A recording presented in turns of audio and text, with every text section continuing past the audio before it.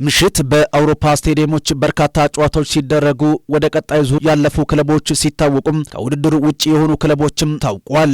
ምሽት ተጠባቂ ከነበሩ ጨዋታዎች መካከል በዲያጎ አርማንዶ ማራዶና ስቴዲየም ቼልሲን ከናፖሊ ያገናኘው ጨዋታ በቼልሲ 3-2 አሸናፊነት ተጠናቋል። በዚህ ጨዋታ በመጀመሪያው ጨዋታ ክፍለ ጊዜ ባለሜዳዎቹ ናፖሊዎች አደገኛ ግብ የማግባት አጋጣሚዎችን ቢያገኙም ሳይጠቀሙበት ቀርቷል።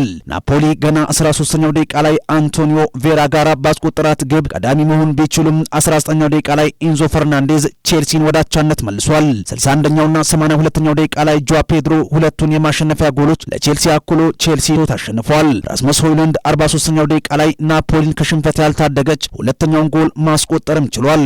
ከጨዋታው በኋላ በተሰጠው አስተያየትም አሰልጣኝ ኮንቴ ከውድድሩ ውጪ ብንሆንም ተጫዋቾቼ ባሳዩት እንቅስቃሴ በጣም ተደስቻለሁ፣ ውጤቱ የጨዋታውን እንቅስቃሴ አይገልጸውም ሲሉም ተናግሯል። ሊያም ሮሴነር እንደተናገሩት ከሆነ በጨዋታው ተደስቻለሁ፣ ወደ ቀጣዩ ዙር ማለፋችን ቀላል ነገር አይደለም፣ በቀጣይ ክለቡም ወደ ተሻለ ደረጃ ይደርሳል ሲሉ ሐሳብ ሰጥተዋል። ጆዋ ፔድሮ ባሳየው እንቅስቃሴም በጣም ተደስቻለሁ ሲሉ አክለው አስተያየታቸውን ሰጥተዋል። ቼልሲ ትናንት ማሸነፉን ተከትሎ በቀጥታ 8 ውስጥ በመግባት ወደ ቀጣይ ዙር ማለፉን ሲያረጋግጥ ናፖሊ ከውድድሩ ውጪ መሆኑም ተረጋግጧል። ፓሪስ ሰን ጀርመን ከኒውካስል ዩናይትድ በፓርክ ደም ፕሪንስ ያደረጉት ጨዋታ 1-1 በሆናቸው ሲጠናቀቅ ቪቲኒያና እንዲሁም ደግሞ ጆዋ ዊሎ ጎሎችን ከመረብ ማገናኘትም ችሏል። ኬቪቻ ኬቫርሽኬሊያ በጨዋታው በጉዳት ከሜዳ ውጭም ሲወጣም 4ኛው ደቂቃ ላይ ኦስማን ዴምቤሌ የፍጹም ቅጣት ምትም አምክኗል። ቦሩሲያ ዶርትሙንድ በሜዳው ሲግናል ኢዱና ፓርክ ከኢንተር ሚላን ጋር ባደረጉት ጨዋታም በሜዳው የ2-0 ሽንፈት ደርሶበታል። ፌዴሪኮ ዲማርኮና አንዲ ዲዮፍ ሁለቱን የማሸነፊያ ግቦች ለኢንተር ሚላን ሲያስቆጥሩም በጨዋታው ተመጣጣኝ ፉክክርም ታይቶበታል። ኢንተር ሚላን 10ኛ ደረጃን ይዞ ሲያጠናቀቅ ቦሩሲያ ዶርትሙንድ 17ኛ በቀጣይ የጥሎ ማለፉን በፕሌይ ኦፍ ተሸናንፈው ማለፍ የሚችሉበትን እድል ፈጥሯል። ማንቸስተር ሲቲ በሜዳው ኢታድ ስቴዲየም ጋላታሳራይን 2-0 በሆነ ውጤት ሲያሸንፍ ኤርሊንግ ብራውት ሃላንድና ራያን ቼርኪ ሁለቱን ጎሎች ከመረብ ማሳርፈዋል። ሊቨርፑል በሜዳው 6-0 በሆነ ውጤት ኳራባክን በማሸነፍ ወደ ቀጣይ ዙር ሲያልፍ ለሊቨርፑል አሌክሲስ ማካሊስተር፣ ፍሎሪያን ቬርስ፣ መሐመድ ሳላ፣ ሁጎ ኢኪቲኬና ፌዴሪኮ ኬይዛም ጎሎቹን አስቆጥሯል። ትናንት ምሽት ቨርጂል ቫንዳይክ 3 ለግብ የሚሆኑ ኳሶችን አመቻችቶ በማቀበል በአውሮፓ ሻምፒየንስ ሊግ ታሪክ የመሃል ተከላካይ ሆኖ በአንድ ጨዋታ 3 አሲስቶችን በማድረግ የመጀመሪያው ተጫዋችም ሆኗል። ሊቨርፑል በዚህ ጨዋታ 38 ጠቅላላ ሹቶችን ሲያደርግ ይህ ከ2012 በኋላ የመጀመሪያው ብዙ ሹቶች የተደረጉበት ጨዋታ ሆኗል።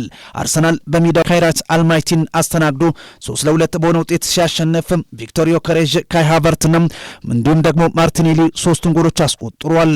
ባርሴሎና በሜዳው ኮፐንሃገንን አስተናግዶ 4-1 በሆነ ውጤት ሲያሸንፍ ሮበርት ሌዋንዶስኪ፣ ላሚን ያማል፣ ማርከስ ራሽፎርድና ራፊኒያ 4ቱን የማሸነፊያ ጎሎች ከመረብም አገናኝቷል።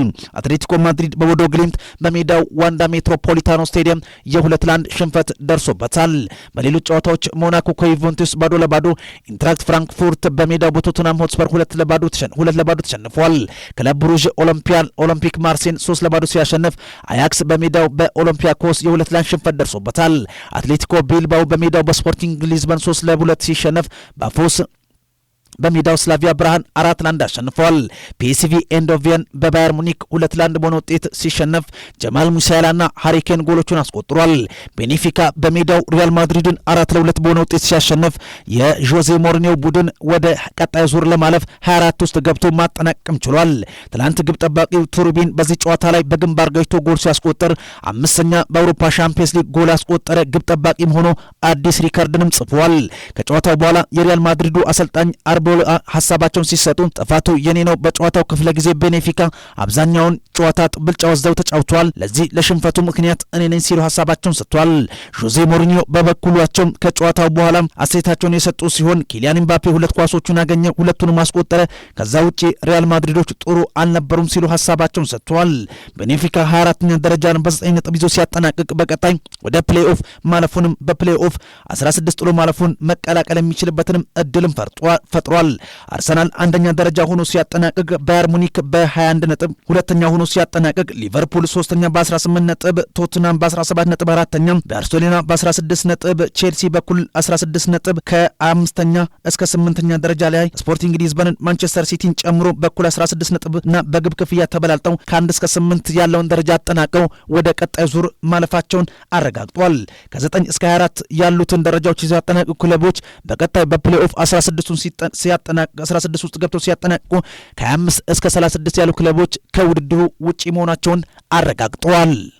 ራሂም ስተርሊንግ ከቼልሲ ጋር ተለያየም። እንግሊዛዊው የፊት መስመር ተጫዋች ከምዕራብ ለንደኑ ክለብ ጋር በጋራ ስምምነት ለመለያየት ከጫፍ መድረሳቸውም ተነግሯል። ራሂም ስተርሊንግ በመጪው ክረምት ኮንትራቱ የሚያበቃ ሲሆን አሁን ላይ ውሉን ለማቋረጥ ከስምምነት ደርሷል። የ31 ዓመቱ ተጫዋች በቼልሲ ቤት በሳምንት 300,000 ፓውንድ ሲከፈለው እንደነበር የሚታወስ ሲሆን የተለያዩ ክለቦች ኮንትራቱን ወደ የተጫዋቹ ፈላጊ ሆነው ብቅ ብለዋል። ከእነዚህ ክለቦች መካከል የጣሊያኑ ክለብ ናፖሊ የመጀመሪያው ሆኗል።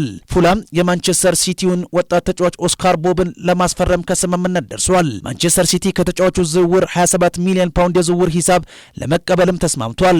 ከዚህ በተጨማሪም ማንቸስተር ሲቲ ከተጫዋቹ የወደፊት ሽያጭ 20% እንደሚኖራቸውም ሲዘገብ በዛሬው ዕለትም የሕክምና ምርመራን ያደርጋል ተብሎ ይጠበቃል። ዌስትሃም ዩናይትድ አዳማ ትራወሬን ከፉላም አስፈርሟል።